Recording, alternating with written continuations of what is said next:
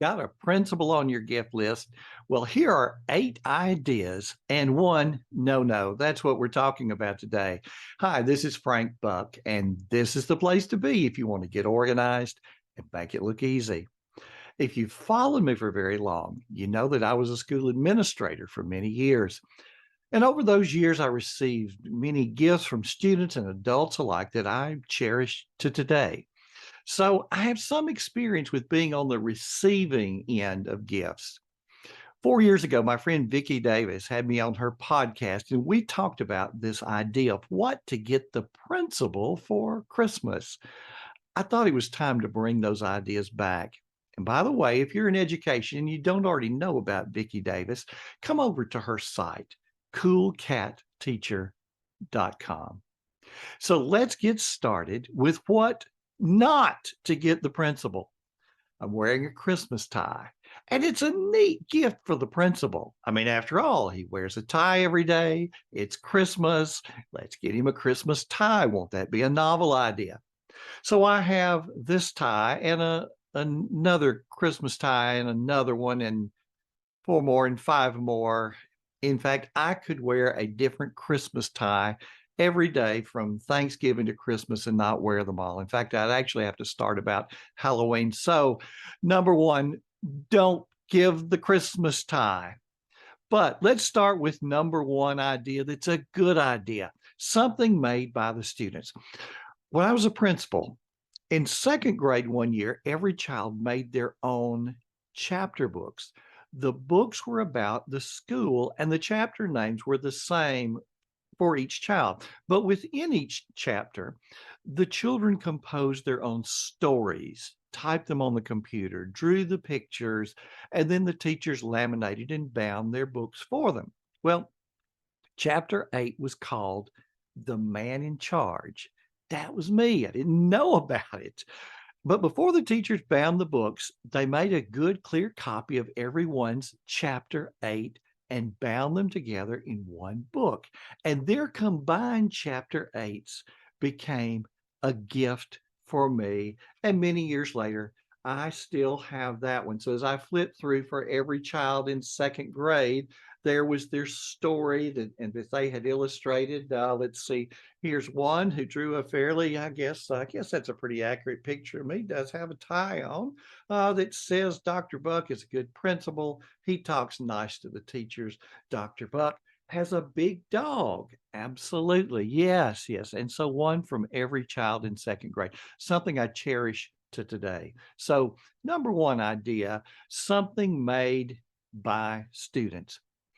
Number two, to kind of keep in the spirit of things that are made instead of things that are bought, baked goods. But don't bring them now, not during December. Make a homemade gift certificate that you can sort of give to the principal to redeem later in the year at a time of his or her choosing. You see, in December, there's food everywhere. The problem is there's just not enough flat surfaces for all the cakes and cookies that parents and vendors bring by during December. But in March and April, the cupboards are bare. So if the principal has that gift certificate to redeem later, that principal will enjoy every morsel of what you make. Okay, number three, if you know me very well, you know I'm going to be talking about tech at some point. So, idea number three is a gift certificate for an Evernote subscription. I can't talk enough about Evernote. I used the free one for a long time, but there's all the difference in the world in that and a paid version. So, if you are already an Evernote user with a paid account, in other words, that you would have a credit card on file with Evernote, you can go into your own account summary in Evernote and look for a link for gift to a friend. Here you can purchase a year of Evernote for the principal. Not a bad thing at all. We all need that place to keep that reference information that we want to have from everywhere.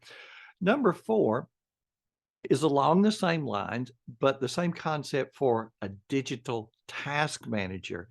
Everybody needs a place to put all of the things that we have to do and put them in that one place, a dedicated task manager. I use Remember the Milk. If you go to rememberthemilk.com/gift, you can purchase a pro account for someone else, and all of the details are on that page. You can do that even if you don't have a Remember the Milk account. Number 5 is better tools. Think about your principal and what he or she carries around with them all the time. Like if there's this laptop that the principal always carries under his or her arm, but the laptop sleeve has, seen its better days. What about a nice leather sleeve that the principal would be proud of? I've got this one at Levenger's. Um, and it's something that you're proud to carry into meetings, carry around with you. Ditto for, say, a paper journal. If your principal uses a paper journal, but it's kind of like a spiral notebook and sort of raggedy, maybe invest in a nice paper journal, leather cover that would look really professional in meetings. What do you think? Number 6, think about a hobby that the principal has that has absolutely nothing to do with school, and then get the principal something related to that hobby. So you might need to call somebody who's sort of in that arena to ask them what sorts of things are the latest and greatest in that particular area, something that the principal might not have yet. Number 7, who's your principal's favorite author? Who's that person they're always talking about? Well, get a copy of the author's latest book and somehow get that author to autograph it. And if possible, go a step further and write a really nice message in it that sort of makes it sound like they actually know your principal. You could contact the author through Twitter or their website and see what possibilities are there.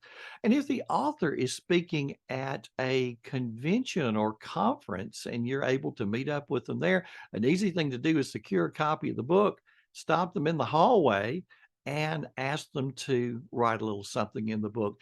And if you already have a suggestion written out for them, it makes it a lot easier, makes it a lot quicker. Your principal would love it. And number 8, our final tip, if your principal has as much gray hair as I do and near the end of their career, think about something that's going to help that principal leave a legacy.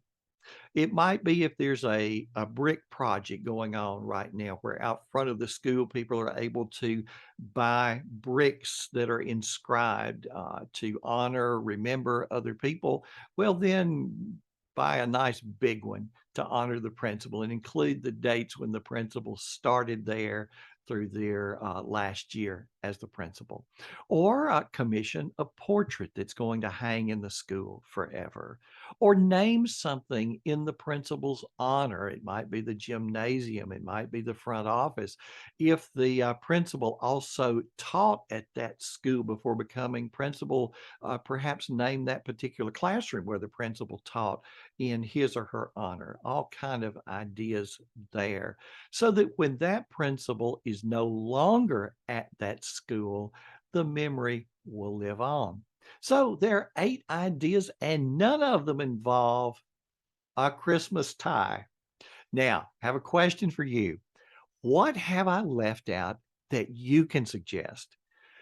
Come over to the blog post at frankbuck.org and leave a comment, and or click on the video, and while you're watching the video, leave a comment over on YouTube.